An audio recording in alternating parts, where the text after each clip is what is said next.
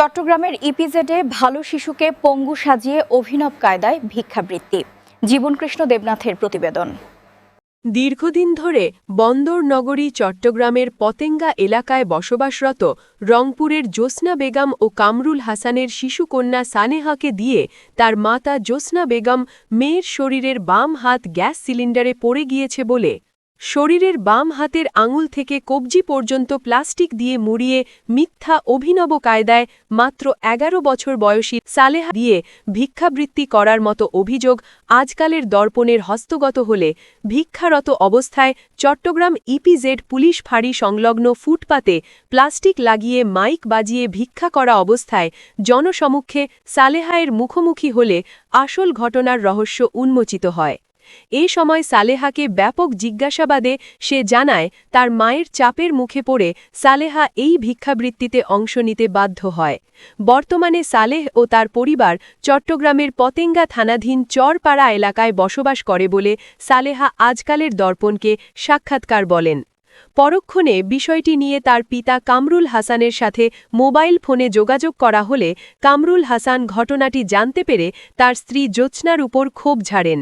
পরবর্তীতে আজকালের দর্পণ মাল্টিমিডিয়ায় সাক্ষাৎ শেষে ভিকটিম সালেহাকে এ ধরনের ভিক্ষাবৃত্তিতে ভবিষ্যতে আর করবে না বলে অঙ্গীকার নিয়ে বাসায় পাঠিয়ে দেওয়া হয়।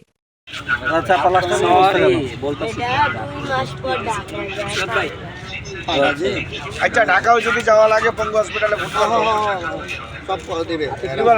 তুমি এটা কোথাও রোলি পাইছো মনে করো, এটা মানুষ না, বুঝছো? তোমার জন্য কেননা হাত নিয়ে কত কষ্ট পাচ্ছ, যদি ভালো হয়ে যাও ভালো না ভাই। হ্যাঁ, জীবনে আর কষ্ট করতে না। আমরা মেডিকেলে বলবো, আমি ডাইরেক্টরে বলবো না, যদি ওই সমস্যা বিনা তুমি একটু এদিকে তাকাও তো, দেখি একটু তাকাও, এদিকে তাকাও। তোমার কোনো সমস্যা হবে না, টাকা পয়সা যা লাগে আমরা দিব, ঠিক আছে? আমরা দিব, তুমি এভাবে আর ভিক করতে হবে না, বুঝছেন? আমরা এই ধরনের কাজগুলো করি, বুঝছো? আমরা এই ধরনের কাজগুলো মানুষের এই ধরনের কাজগুলো করি।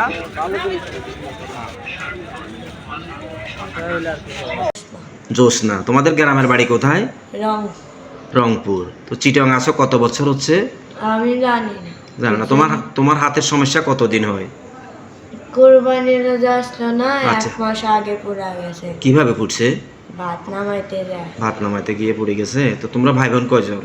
3 বোন 1 ভাই, বড় বোনের বিয়ে হয়েছে, হ্যাঁ। তার 3 বছরের ছেলে আসছে। আচ্ছা আচ্ছা। উপর নিচে হ্যাঁ। দাঁত উঠছে, মানে দুধ খাওয়াই গেছে, হালকা খাবার খাওয়াই গেছে। ও মুন্ডাও না, ভাত খাবার নুন দিয়ে গেছে। ভাই কয়জন তোমার? আমার ভাই একটা, আমার ছোট বোন মারা গেছে। আচ্ছা। ভাই টাকা লয়ে ফলাইছে। তো তোমার আম্মু কি করে? আমার বাসা বাড়ি। তোমাদের বাসা কোথায় এখানে? সর সরপাড়া। তো তুমি যে এভাবে ভিক্ষা করো, ভিক্ষা করা কি ভালো বলো? তোমার হাতটা ভালো হোক তুমি চাও না? হ্যাঁ, তোমার হাত যদি ভালো হয় তুমি স্কুলে পড়বা, মাদ্রাসায় পড়বা, ঠিক আছে না? তোমার পড়ালেখা করতে মন চায় না?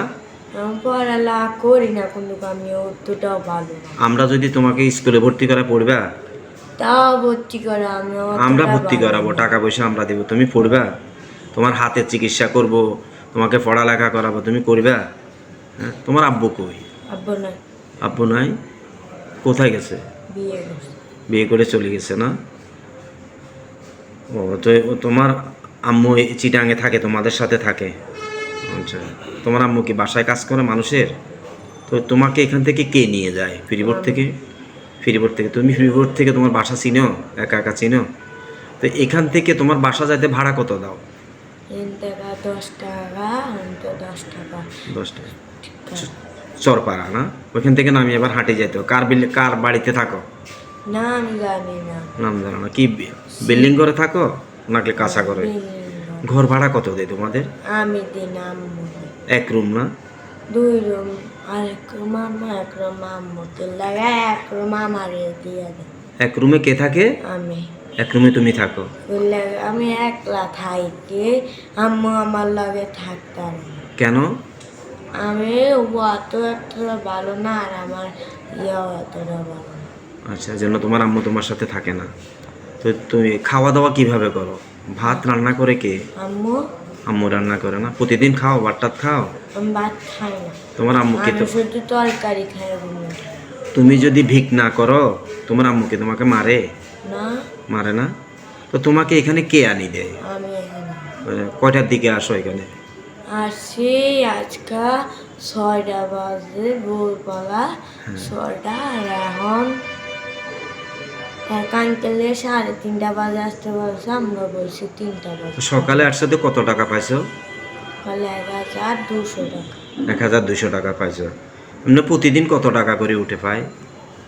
2500। 2500 টাকা করে উঠে না? এই টাকাগুলো কে নেই?